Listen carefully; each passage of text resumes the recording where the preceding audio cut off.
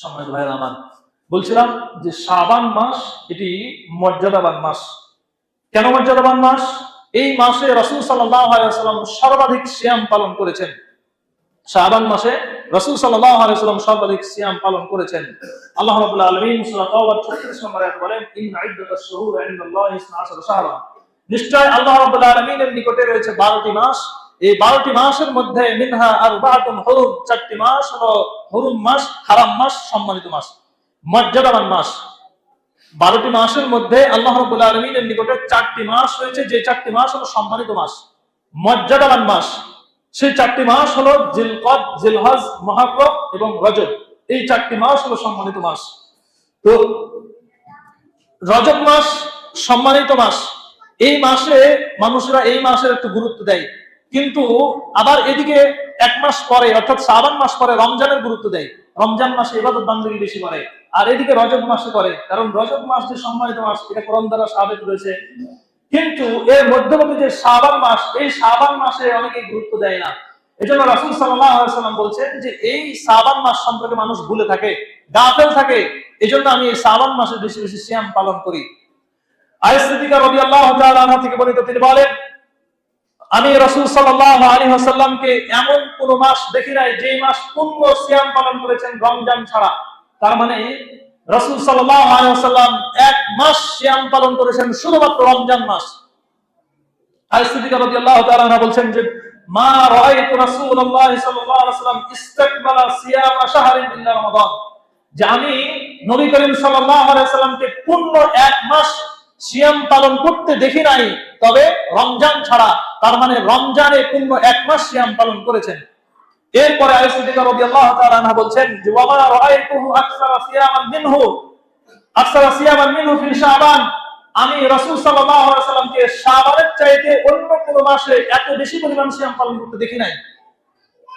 রাসূল সাল্লাল্লাহু আলাইহি ওয়াসাল্লাম শাবান মাসে যেই পরিমাণ সিয়াম পালন করছেন, অন্য কোন মাসে এই পরিমাণ সিয়াম পালন করেন নাই, রমজান ছাড়া।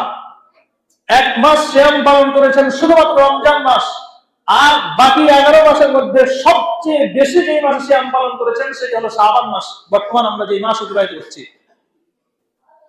অন্য একটা হাদিসে রাসূল সাল্লাল্লাহু আলাইহি ওয়াসাল্লাম বলছেন যে কানা আহাব্বুশ শুহুরি ইলাল্লাহি আন ইয়াসুমাহু শাবান। রাসূল সাল্লাল্লাহু আলাইহি ওয়াসাল্লামের নিকটে প্রিয় মাস ছিল শাবান মাস।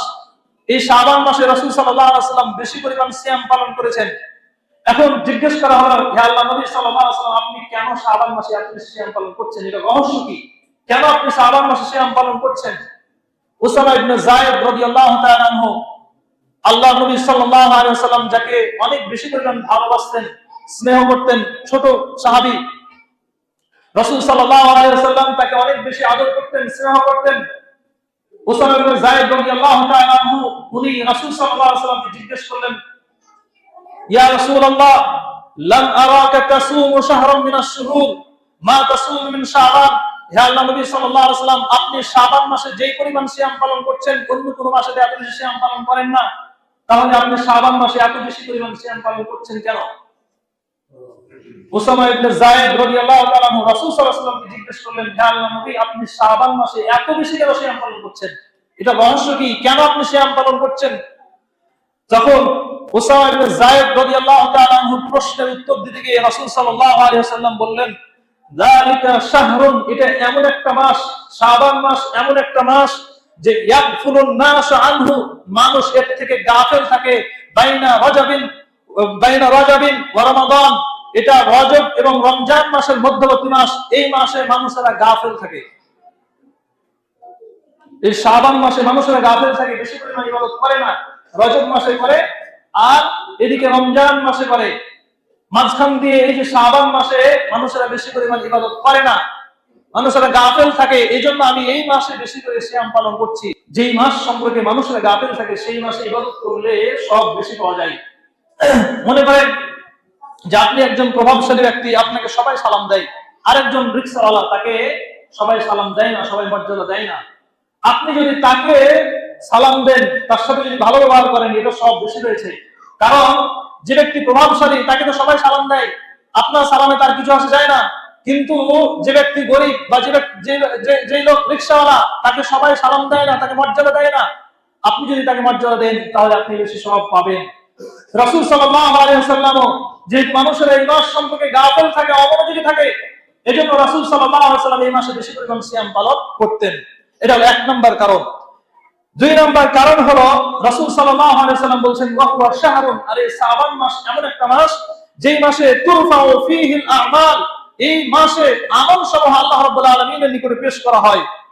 আল্লাহ রাব্বুল আলামিনের নিকটে এই মাসে শাবান মাসে আমল পেশ করা হয়।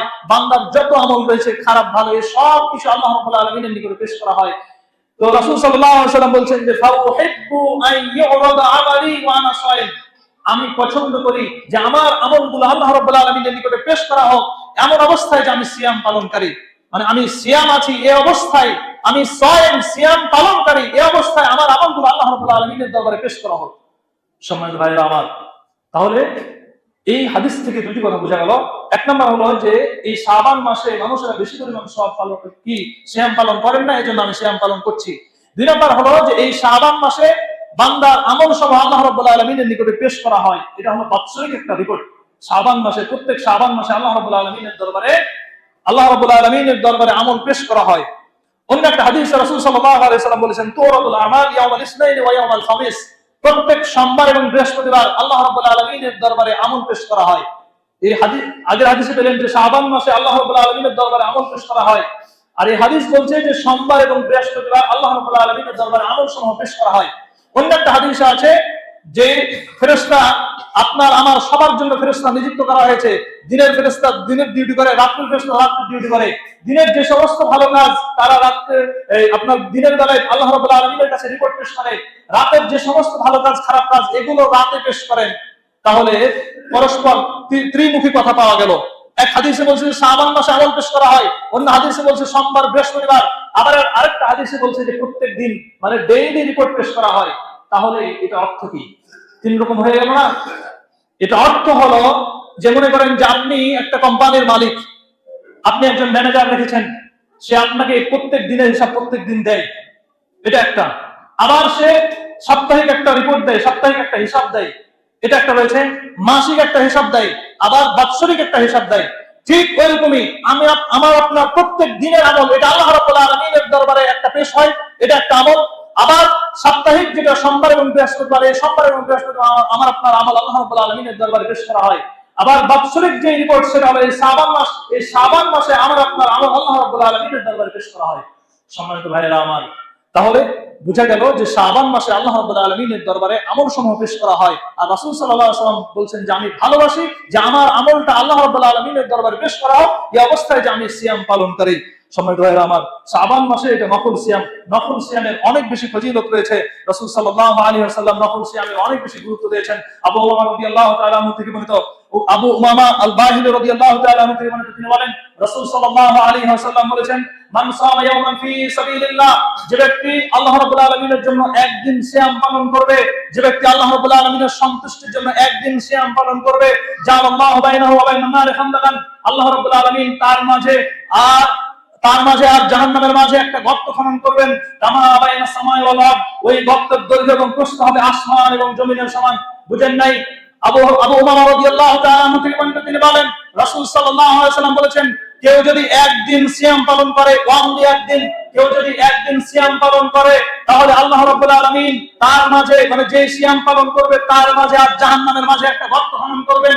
ওই গর্তের দৈর্ঘ্য এবং প্রস্থ হবে আসমান এবং জমিনের দূরত্ব যতটুকু, এতটুকু পরিমাণ দূরত্ব হবে।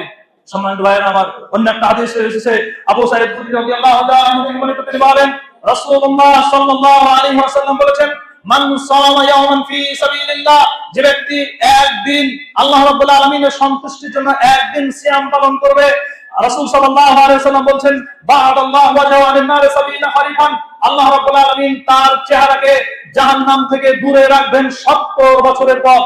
70 বছর অতিক্রম করতে, 70 বছরের পথ চলতে যেই পরিমাণ সময় লাগে, যতটুকু দূরত্ব হয় অতটুকু দূরত্বে তার চেহারাকে রাখবেন জাহান্নাম থেকে। সম্মানিত ভাইয়েরা আমার, নফল সিয়ামের অনেক বেশি ফজিলত রয়েছে। রাসূল সাল্লাল্লাহু আলাইহি ওয়াসাল্লাম অনেক বেশি পরিমাণ নফল সিয়াম পালন করতেন। অন্য একটা হাদিসে রাসূল সাল্লাল্লাহু আলাইহি ওয়াসাল্লাম বলেছেন ফিল জান্নাতে সামানিয়াত আবওয়াবিন, নিশ্চয় জান্নাতে 8টি দরজা রয়েছে, জান্নাতে 8টি দরজা রয়েছে। ইউসাম্মা রায়্যান মিনহা বাবুন, তার মধ্যে থেকে এমন একটা দরজা রয়েছে ইউসাম্মা রায়্যান, যার নাম হলো রায়্যান, লা ইয়াদখুলুহা ইল্লা সায়িমুন। ওই দরজা দিয়ে শুধুমাত্র রোজাদার প্রবেশ করতে পারবে, অন্য কেউ প্রবেশ করতে পারবে না। যারা নফল সিয়াম পালন করে, ফরজ সিয়াম পালন করে, এই রোজাদার যারা, শুধুমাত্র স্পেশাল তাদের জন্য ওই দরজা, যেই দরজার নাম হলো রায়্যান। সম্মানিত ভাইরা আমার, নফল সিয়ামের অনেক বেশি ফজিলত রয়েছে। এজন্য আমরা চেষ্টা করবো এই শাবান মাসে সর্বোচ্চ সিয়াম পালন করার আমরা চেষ্টা করব। যেহেতু সামনে আমাদের রমজান 1 মাস যদি রমজানের শুরু থেকে আপনি শেষ পর্যন্ত সিয়াম পালন করেন, তাহলে হঠাৎ সিয়াম পালন করলে একটা আমাদের শরীরের প্রতি একটা ইফেক্ট হতে পারে। এজন্য শাবান মাস থেকে অভ্যস্ত হন সিয়াম পালন করার, তাহলে আপনার কি হবে, রমজান মাসে আপনি পূর্ণ সিয়াম পালন করতে পারবেন। মুহাদ্দিসিন কিরাম এই কথা বলেছেন যে শাবান মাসে সিয়ামের অভ্যাস করতে হবে, এরপরে যে যেন আমরা রমজান মাসে পরিপূর্ণভাবে সিয়াম পালন করতে পারি। ভাইরা আমার, এজন্য আমরা সর্বোচ্চ চেষ্টা করবো এই শাবান মাসে সিয়াম পালন করার।